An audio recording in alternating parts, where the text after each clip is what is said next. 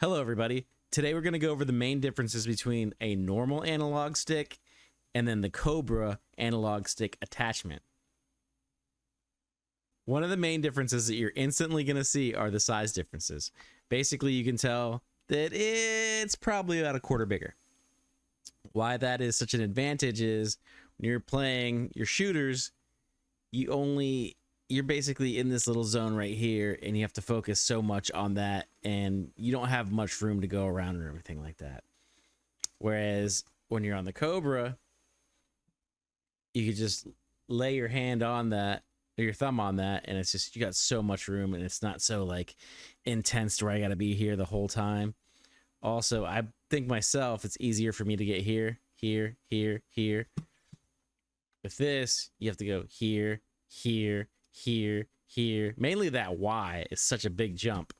With here, you're not moving from here to here. It's just here to here, here to here. Not that big of a deal, but you know, TTK and everything like that, your time to kill, that's going to make a big difference. Another thing is you do have a little bit of like grip on these, but not that much. Like you can see it's really like a lot of shine there and there's not a lot of texture. Whereas since these are 3D printed, it's all texture. So you're always going to have a good grip on that. Also, the lip on that it's there, but like if you want to use a lip, you got to go all the way down here to use the lip to control it correctly. So you'd be doing this, this, this. The lip's not high enough here to where it feels comfortable, for me at least. With the Cobra, there's a lip. So when you pull back on something, it's just a lot easier. It's more natural. Like, rather than having to pull back here and then reload and all that, it's just a lot easier. If you do like doing that, you still have this option here. That's why that little bumper is there for like hip fire and stuff like that. I don't use it, but you can always use that in order to do things like that. Also, when you are using the slip up here, this kind of makes it a little bit more comfortable to lay your finger on or your thumb on because it's not falling all the way and it feels like, you know, you're making this big uphill battle to reach that. It's kind of a placeholder for your thumb and it's just really, really easy to use. That's basically the big difference, is that it's a lot easier to use, a lot less strain on your thumb from playing here and being so focused. You can just put your thumb basically halfway through it. I don't know if you can see that, but I just lay it halfway across. Like I'll lay like right here on my thumb, right here, and I'll just play. So you about half my thumbnails hanging off of it, and it just feels a lot more comfortable. Now let's get this out of the way. Okay, now what we're gonna do here is show you basically how we're controlling your recoil, how we're making it easier for you to get that more compact pattern. Everything's together. I always let the gun just go by itself, and there's the pattern that you get when it goes by itself. And then basically what you're gonna do is you're gonna take the pattern that you have here and you're going to do the complete opposite. So since it's going down, down, down, and then over to the right, you're going to push down, down, down, down, over to the left. And once again, down, down, down, over to the left.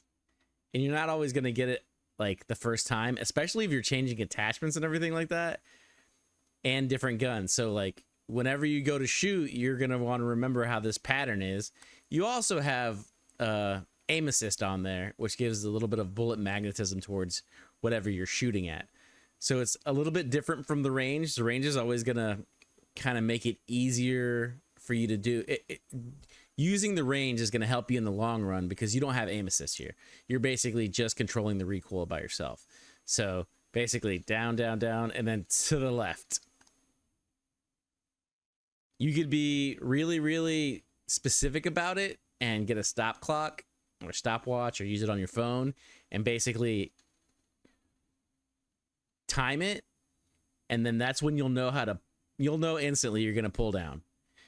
And then after that, count the amount of seconds till it gets to here, and there's going to be a little bit of a pull to the left, and you can negate that by pulling it to the right at that moment and then stopping.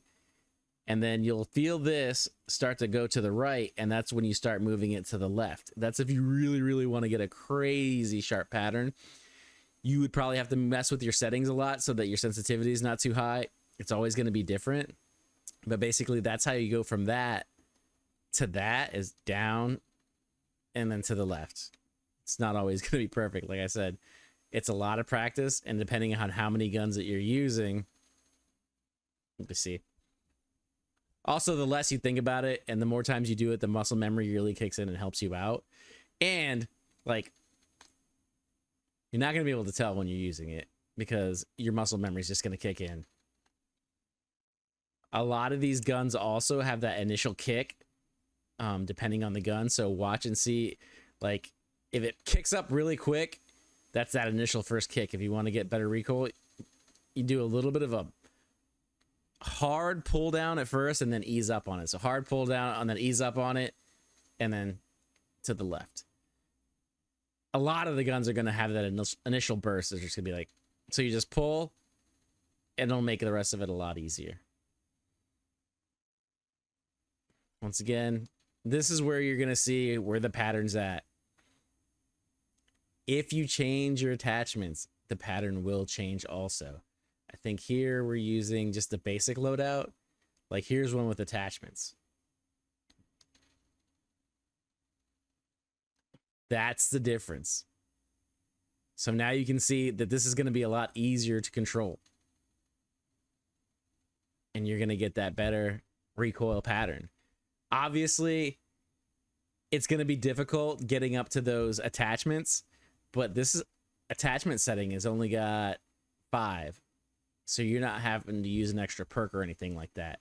This also works for other games like Apex Legends and everything else. You just basically got to go somewhere if they don't have a range. Apex does, but there are some games where there aren't specifically, I think, ranges. Like Fortnite, I had to find like a specific one. But that's what you want to do, is you want to go to a range or a wall, you know, open up a game by yourself and just basically check the recoil pattern, try to match it. If you really want to be specific, you time it. Like I think I've got it timed for the KSV on here. Look at my notes. I actually wrote notes to try to time it out. All right, let's try it with the KSV with the only attachments being the sights.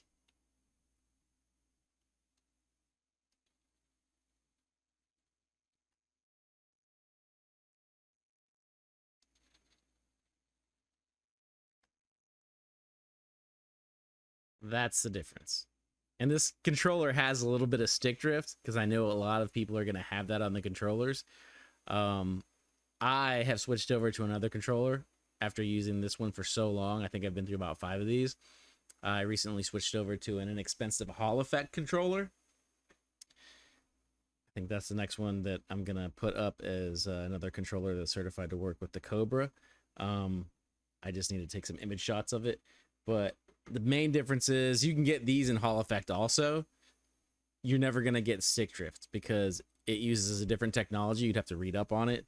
Not really a Hall Effect expert, but I do know that that controller that I purchased, I think about a month ago, no stick drift, which is going to be super, super important to get your recoil pattern to be a lot more centered in and zoned in and everything like that. Mainly because it's going to move a lot less and you can have your dead zones all the way down to 0. I have these dead zones all the way down to 0, so they're not that bad on this controller. But, I mean, this company, PowerA, has even switched over to Hall Effect ones. So make sure next time you buy a controller that you get that. If you recently bought a controller, swap it out for that if you went through Amazon or something like that. But that's the difference. I don't have this gun maxed out, so I don't have any attachments for it. Let's try something else.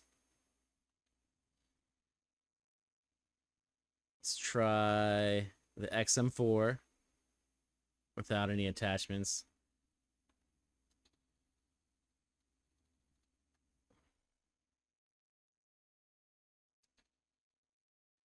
And that's the recoil pattern on that. And let's just make sure. Yep, that's that one. Just that. Same recoil pattern. Like I said, a lot of it is going to be you just negating, like, it's going to kick up, so you're going to push down. And then you're going to basically just feel it out. Obviously, don't have like a rumble pack or anything like that on, no rumble, but you're going to feel it out. As it's going, you're doing the opposite. So it's pushing up, you're pushing down just a little bit. And as long as you can see how much it kicks and everything like that. It's going to kick over to the right or to the left and then to the right. I wouldn't focus too much on the right. Like, get it down, and then if it goes apart a little bit, it's not going to be that big of a deal. Don't forget, you're going to have that aim assist, which is going to basically, like, the bullets are going to be magnetized to the head. So as long as you can get a pattern like this, which you can even without any attachments other than an optical, you'll be fine. So you want to basically get it to that right there. And like I said, you're pulling down the right. You can pull over to the, when it pulls to the left, you can pull over to the right a little bit, but don't go crazy. It's when you get to this part where it starts leaning over to the right itself, you're going to go to the left.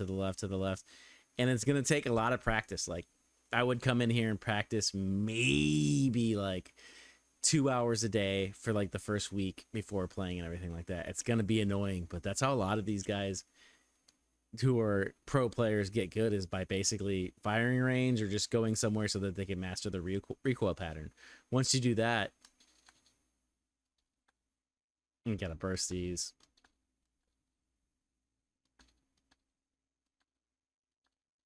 You'll be able to do stuff like that.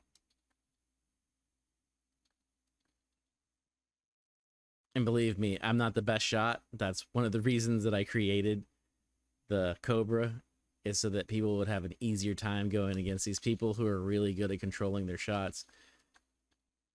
And like I said, one of the main reasons I think this is such a good thumbstick attachment is it's so simple. You don't have to be over here and just focusing and then focusing and then focusing and focusing. You can just relax. Just relax, take your shots. There's so many things in a first-person shooter that you need to focus on, that your shot is not going to be one of them. Once you get into doing this at least 5 hours, at least 5 days for 2 hours a day, and practice with the easier guns, practice without attachments, practice with attachments. Basically, you want to get to mastering being able to get your recoil pattern down. After a while, like, it's weird. You'll start shooting,